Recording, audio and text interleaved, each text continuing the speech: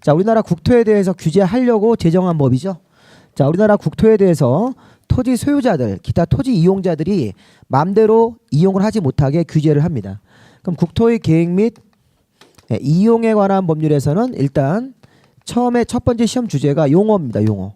국토계획부에서 사용되는 용어에 대한 설명으로 틀린 거 이렇게 나간다고요. 그러니까 용어 제가 일단 이름부터 한번 쭉 불러볼게요. 처음에 우리 광역도시계획이라는 용어 있었죠. 그래서 광역도시계획은 어떤 계획이냐 이렇게 나오셔야 돼 답이.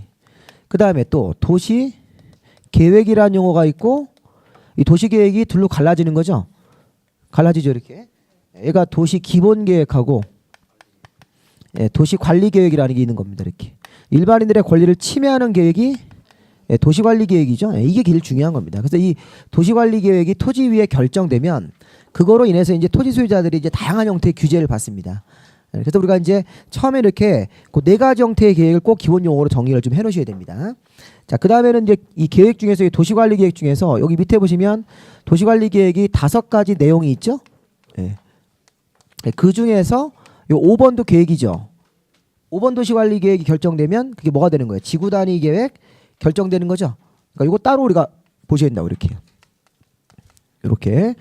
그래서 이 지구단위 계획이죠. 이렇게 5번 도시관리 결정되면 지구단위 계획 이렇게.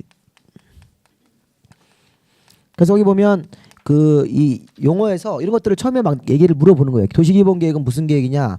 광역도시계획은 어떤 계획이냐? 이렇게 묻고 나서 그다음에 또 뭘 물어봐요? 6번에 보시면 기반인설이라고 돼 있습니까? 기반인설이란 용어는 거기 박스 안에 써 있는 게 기반인설이잖아요. 그죠? 기반인설은 요 3번 도시관리계획으로 결정하는 게 기반인설이죠. 땅에다가 기반인설 같은 거를 설치하려면 그러면 도시관리 결정 중에 3번 해야 됩니까? 해야 되죠. 도시관리계획 결정에 3번 결정이라는 걸 해야 돼요. 그래서 이제 예를 들어서 이 서울시에 어떤 토지에 기반인설이 새로 만들어진다고 이렇게. 그 기반인설은 뭐 도로도 있고 공원도 있고 학교도 있고 수도도 있고. 근데 그런 거를 만들려면 그 만들려고 한 땅에다가 도시관리계획 결정을 해야 돼요. 그럼 그렇게 도시관리계획 결정이 되면 그 기반인설이 뭐가 되는 겁니까? 도시계획설이 되는 거죠. 그 7번 좀 보세요. 도시계획설. 기반인설 중 도시관리계획으로 뭐가 된 거? 결정된 설. 이렇게 좀 용어가 쭉 나가는 거잖아요. 지금 보면 이제 이런 것들에 대해서 이제 쭉 하나씩 다 배우시는 거예요. 기반인설은 무슨 인설이냐 이렇게. 기반인설 중에서 도시관리계획으로 결정이 되면 이렇게 이런 기반인설 중에서 도시관리계획이 결정되면 이쪽에서 한번 써볼까요? 기반시설 여러 가지 중에서 이걸 설치하려고 어떤 특정 토지에다가 도시관리계획이라는 것을 결정을 하면 그럼 그 결정된 시설 이게 뭐가 되는 거예요? 그게 도시계획설이다 이렇게 얘기하는 거죠. 도시계획설. 그래서 이제 이런 도시계획설을 이 국토계획부에서 이제 어떻게 설치할 거냐 이런 것들은 저 뒤에 가서 배우시는 거라고 이렇게. 그다음에 이제 그 밑에 이제 광역시설. 광역시설도 어떤 거예요? 기반시설 중에 광역적인 정비가 필요한 거죠. 그렇죠? 그러니까 광역시설도 기반시설의 범위에 들어가는 겁니까? 들어가는 거죠. 그래서 그 기반시설 중에서 거기 6번에 그 기반시설 그 박스 안에 써 있는 것 중에 일부를 이렇게 빼가지고 별도의 광역시설로 재분류를 하는 거라고요. 이렇게. 그다음에 이제 마지막으로 오늘 배운 것 중에 10번 같은 거 하나 중요한 거 더 볼게요. 도시계획 사업 안에는 몇 가지가 있다. 3가지 사업이 있다. 도시계획 시설 사업, 도시개발 사업 다음 페이지 정비 사업이라고 돼 있습니까? 그런 거. 그러니까 도시계획 사업은 3종류가 있다 이렇게 쭉 나가는 거예요. 그래서 한번 제가 한번 쭉 훑어봤는데 다시 한번 좀 볼게요. 자, 우리 맨 앞으로 올라가셔서 광역도시계획. 자, 시험 문제에서 광역도시계획은 뭐라고 물어봅니까? 광역시의 장기 발전 방향 이렇게 물어봤죠. 광역시. 광역시가 아니에요. 광역 계획권. 자, 우리나라에서는 광역계획권이라는 걸 뭐라고 해석하면 됩니까? 2개 이상 도시가 묶여 있는 거죠. 그래서 2개 이상 도시, 2개 이상 특광시군 도시가 묶여 있는 영역. 예전 수업 시간에 서울시 광역계획권도 있었고 청주천 같은 거 있었죠. 그런 광역계획권을 좀 이따 다시 한번 보겠습니다. 2개 이상 도시의 그 영역을 묶어서 광역계획권을 정하고 광역계획권에 대해서 장기적인 발전의 방향을 제시한다. 시험 문제에서는 광역시의 장기 발전 이렇게 하면 틀린 거예요. 또 특별시, 광역시, 자치시 이렇게도 안 돼요. 그냥 광역계획권이라고 하셔야 돼. 무조건 광역계획권이라고 해서 2개 이상 도시를 묶어서 거기에 대해서 장기 발전 방향. 자, 그 다음에 도시계획으로 넘어가 볼까요? 도시계획. 자, 도시계획은 그 도시 원래 군 계획인데 군자를 떼고 읽으셔도 돼요. 네, 그렇게 해도 됩니다. 그러면 도시 계획은 자 도시자니까 어디에 대해서 도시인 특별시, 광역시, 자치시, 자치도, 시, 군입니까? 네, 거기에 대한 발전 방향 뭐 특별한 거 없네요. 특광시군에 대한 발전 방향인데 자 얘가 중요한 거 무슨 계획과 무슨 계획으로 구분한다. 이게 중요한 거죠.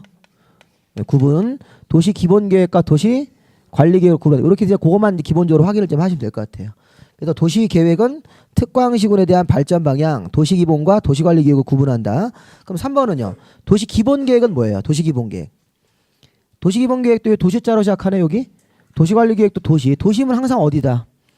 특광시군이죠. 네, 특별시, 광역시, 자치시, 자치도, 시군. 자 여기에 대해서 장기 발전 방향 이렇게.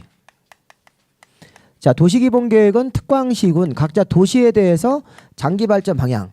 광역도시계획은 광역계획권이라는 걸 묶어서 거기에 대한 발전 방향. 그러니까 어디가 더 영역이 넓습니까? 넓은 영역. 광역도시계획이 더 넓은 거죠. 광역도시계획은 광역계획권은 2개 이상 도시를 묶는 거고 도시기본계획은 각자 자기 도시 안에서 도시 관할 안에서만 수립하는 장기 발전 방향. 자 그렇게 자 그리고 도시기본계획은요 종합계획 성격도 있고 밑에 자기보다 하위 계획인 도시관리계획에 뭘 준다? 지침을 주는 거죠. 자 시험에서 도시기본계획은 광역도시계획 수립에 지침이 된다 이렇게 하면 당연히 틀린 거예요.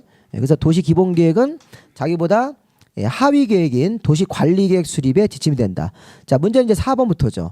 자 4번 도시관리계획. 자 우리 도시관리계획도 도시니까 자 어디에 대해서 특광 자치시 자치도 시 군에 대해서 만드는 계획인데 자 특광시군은 어떻게 하는 계획이에요? 장기 발전이 아니라 이거는 개발하고 정비하고 실제 보존하기 위한 자 이런 걸 우리가 실행계획이라고 그래요. 실행계획. 실제 도시를 개발할 때가 있으면 개발을 하기 위한 계획 구체적으로 정비하기 위한 계획 환경적으로 가치가 있는 곳은 보존하기 위한 계획이다. 그러니까 우리 공부할 때 야 도시 기본 계획은 특광시군의 장기 발전 방향만 제시하는 계획이고 도시 관리 계획은 실제 특광시군을 개발하기 위한 계획입니까? 구체적으로? 근데 문제는 이제 이 도시관리계획이랑 그렇게 구별을 좀 해주시고 얘가 5가지 내용이 있죠. 그러니까 요거 굉장히 중요한 거죠. 그래서 이제 1번 도시관리계획이 결정되면 땅에 뭐가 되는 거예요? 용도 지역제도하고 이제 용도 지구라는 게 토지 위에 지정되잖아요. 또는 이제 경우에 따라서는 변경도 하는 겁니다. 변경. 그 변경이라는 글자까지 꼭 챙기셔야 돼요. 자, 땅의 용도 지역을 최초로 지정한다. 근데 우리 용도 지역은 이제 그 21종류가 있었죠. 그렇죠? 일종 전용 주거지역부터 맨 끝에 농림 자연까지 쭉 나가는 거 이렇게 그런 명칭들을 이렇게 하나씩 정해주는 거예요. 토지 그 필지별로. 그다음에 필요하면 용도 지역 다음에 추가적으로 뭐도 할 수 있습니까? 용도 지구. 용도 지구는 우리가 기본적으로 10종류가 있죠. 경관지구, 미관지구 이렇게 시작하는 거. 그래서 거기다 이렇게 종류도 한번 써보시면서 용도 지역은 우리 현행 국토계획법에 21종류가 규정돼 있으니까 그 21종류의 명칭을 이렇게 하나씩 골라서 우리 토지 위에다 이렇게 지정을 해주는 거예요.